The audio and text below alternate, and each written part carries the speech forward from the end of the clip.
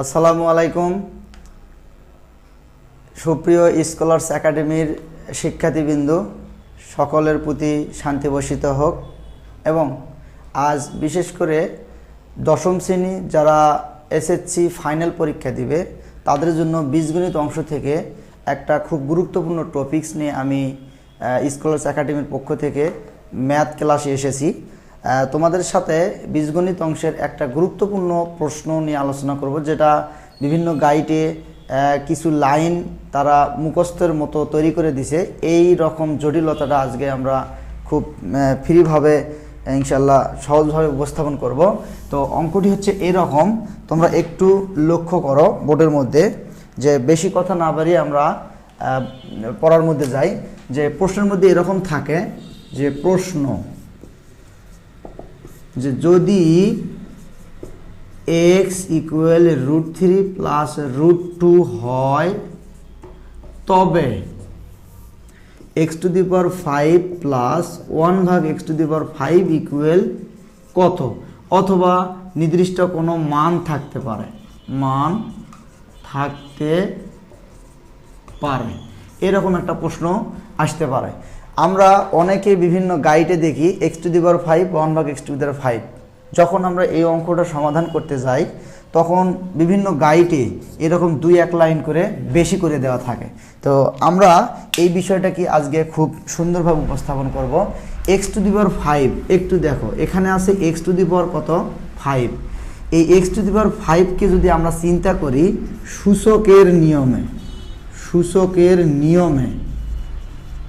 নিয়মে যদি চিন্তা করি, x⁵কে যদি ভাঙ্গাই x³ প্লাস গুণন x², যদি চলক মিলে যায়, চলকগুলো হয় একটা, পাওয়ারগুলো কত হয় যোগ, অর্থাৎ x এর উপর 5। তার মানে x⁵কে পেতে গেলে আমাদের একটা x³ লাগবে আর একটা কি লাগবে, x² লাগবে।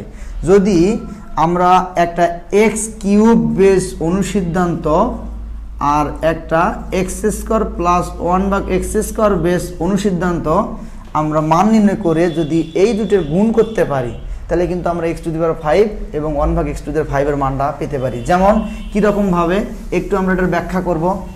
প্রথম কথা হচ্ছে, আমাদের প্রশ্নে দেওয়া ছিল x ইকুয়াল √3 প্লাস √2। যদি এটাকে আমরা 1/x করি, তোমরা সকলেই জানো এর মাঝখানের চিহ্নের পরিবর্তনটা হয়ে যায়, অর্থাৎ √3 মাইনাস কি হবে √2।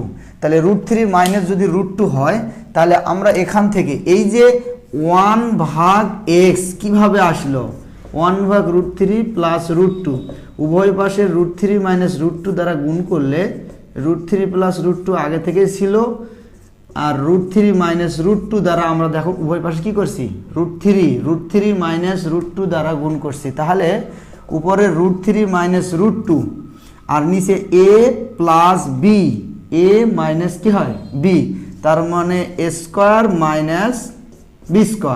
a² রুট কাটলে √3 মাইনাস √2 ভাগ 3 মাইনাস কি হয় 2, অর্থাৎ 3 মাইনাস 2 যদি ক্যালকুলেশন করি তার মান হয় কত 1।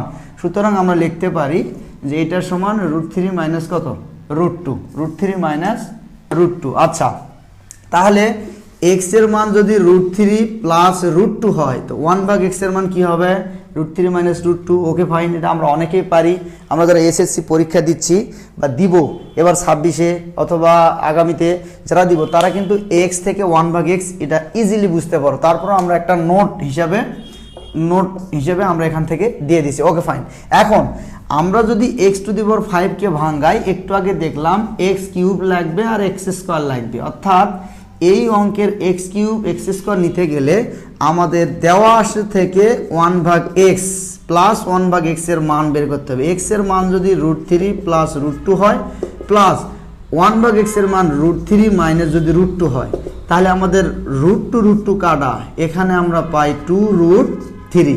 আমরা অলরেডি এই অংশটার মান পেয়ে গেছি, অর্থাৎ আমাদের অঙ্কের মধ্যে লাগবে x প্লাস 1/x এর মান। তোমরা একটু লক্ষ্য করো, শুধু x এর মান দেওয়া ছিল, আমরা 1/x এর মান বের করছি, x প্লাস 1/x এর মান, এটার মান কত 2√3। এখন আমরা যদি চিন্তা করি যে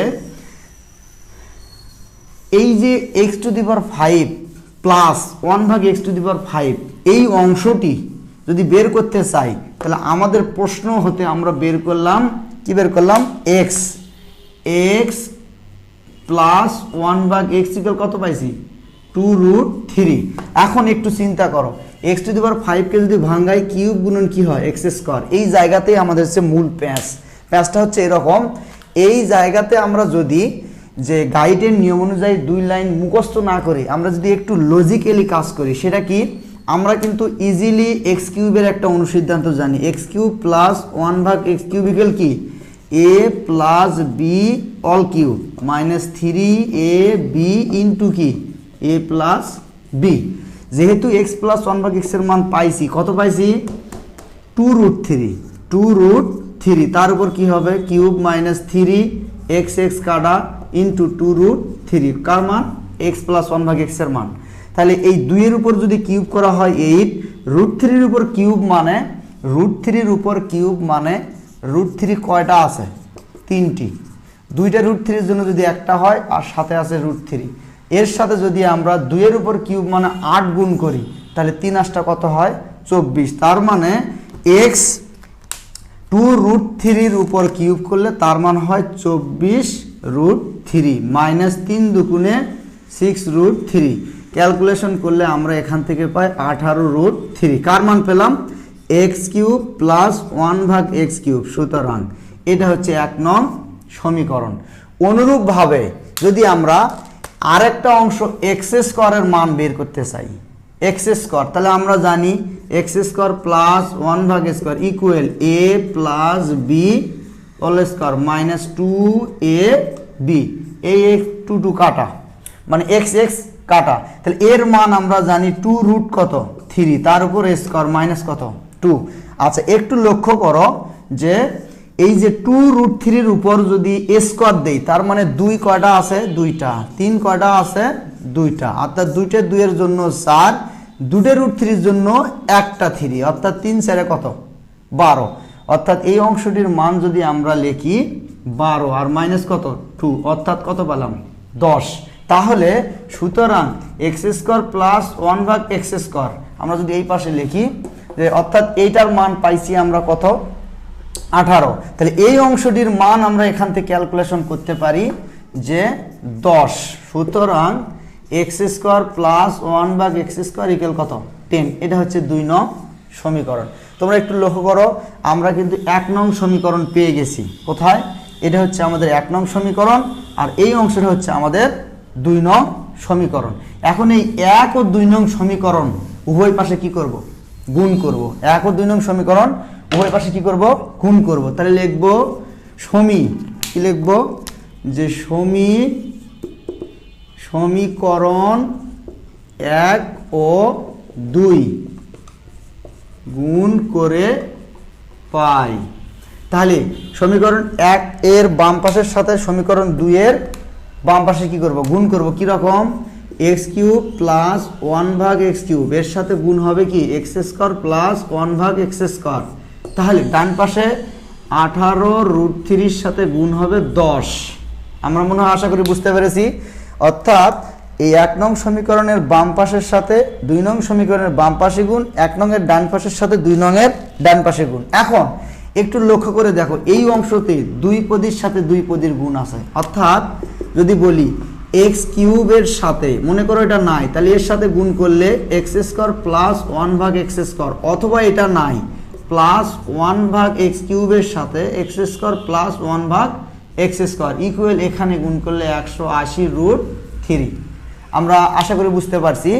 এটা হচ্ছে আমাদের 2 পদের সাথে 2 পদের গুণ, যেটাকে আমরা দ্বিতীয় লাইনে গুণ অবস্থায় রেখে দিছি। এখন একটু লক্ষ্য করো 1 পদের রাশির সাথে 2 পদের রাশির গুণ। আমরা যদি একে গুণ করি x আর x² এর গুণ করলে x² এরকম আমরা যদি একবারে লিখি তাও হবে x³ ভাগ x² প্লাস x² এর সাথে এর গুণ করলে 1 ভাগ x³ ছিল xটা উপরের, এই জন্য x² প্লাস 1 ভাগ x³ গুণন x² ইকুয়াল 180√3। আমরা এই পর্যন্ত বুঝতে পারছি। আমি আবারও বলি আমরা 1 নং এবং 2 নং সমীকরণের গুণ করে এই অবস্থায় পাইছি। অর্থাৎ 2 পদের সাথে 2 পদের গুণ। প্রথমে আমরা x³ মনে করছি এই অংশটা নাই, এক্স কিউবের সাথে এর গুণ করলে তাহলে এক্স কিউব গুণন এত প্লাস 1/x কিউবের সাথে গুণ করলে এই অংশটা আসে। এখন এক পদের সাথে দুই পদের, এক পদের সাথে দুই পদের এই গুণটা করলে আমরা পাই, একটু লক্ষ্য করো সূচকের যে পাওয়ার চলক চলক মিলে গেলে এদের মধ্যে গুণ থাকলে একটা চলক পাওয়ারগুলো কি হয়, যোগ হয়। অর্থাৎ সেই বেসিকে একটু লক্ষ্য করো, চলক চলক মিলে গেছে একটা চলক, 3 আর 2 যোগ করলে কত হয় 5, আমাদের কাঙ্ক্ষিত x⁵ চলে আসছে। যদি বীজগণিতের লঘিষ্ঠকরণ থেকে পাই অথবা সূচকের এই সূত্র থেকে ব্যবহার করি, চলক চলক মিলে গেছে যদি ভাগ থাকে একটা চলক পাওয়ারগুলো কি হয়, বিয়োগ হয়। এই নিয়মে করলেও আমরা এখান থেকে 3 থেকে 2 বিয়োগ গেলে শুধু থাকে x প্লাস উপরে 2 নিচে 3টি x, এই জন্য নিচে একটা x থাকে 1/x plus 1/x to the পাওয়ার কত হয় 5 ইকুয়াল 180√3। ওকে, এখন যদি আমরা x to the power 5 plus 1/x to the power 5 কে একসাথে নেই তাহলে x প্লাস 1/x এখানে একটা অংশ থাকে 180√3। একটু লক্ষ্য করো, x to the power 5 plus 1/x to the power 5 এই অংশটার মান কিন্তু আমরা আগেই বের করে রাখছিলাম, কি সেটা x প্লাস 1/x ইকুয়াল 2√3। আমরা যদি এর মান বসাই 2√3 ইকুয়াল এইদিকে আছে 180√3। সংখ্যাগুলোকে যদি একদিকে নেই তাহলে আমরা এখানে পাই x to the power 5 plus 1/x to the power 5 equal 180√3 minus 2√3। তাহলে আমরা নির্ণীয় মান পাবো। সুতরাং x to the power 5 plus 1/x to the power 5 equal 180 থেকে 2 গেলে 178√3। এ হচ্ছে আমাদের নির্ণীয় x টু দি পাওয়ার 5, অর্থাৎ x to the power 5 plus 1/x to the power 5 এর মান 178√3। আমরা এইভাবে শুধুমাত্র দুইটি অনুসিদ্ধান্তের মান বের করে সমীকরণ আকারে গুণ করলে আমরা x টু দি পাওয়ার 5 ও 1/x টু দি পাওয়ার 5 এর জন্য গাইডে বা অনেক স্যার বা অনেক গাইডে দেওয়া থাকে যে লাইনটা আমরা মুখস্থ করব, এখান থেকে আমরা মুখস্থ বিদ্যা থেকে রেহাই পাবো ইনশাআল্লাহ। আমি আশা করি অঙ্কটি তোমরা বুঝতে পারছো। তো এই রকম আমরা স্কলার্স একাডেমির পক্ষ থেকে শুধু যেগুলো খুব ক্রিটিক্যাল এবং প্রশ্নবোধক বিষয়, যেগুলো আসলে বিভিন্নভাবে প্রশ্ন চলে আসে, এই রকম কঠিন বিষয়গুলো নিয়ে আমরা আগামী দিনে এবং প্রতিনিয়ত এখন থেকে ভিডিও আপলোড করব ইনশাআল্লাহ। তোমরা আমাদের চ্যানেলটির সাথে থাকতে চ্যানেলটি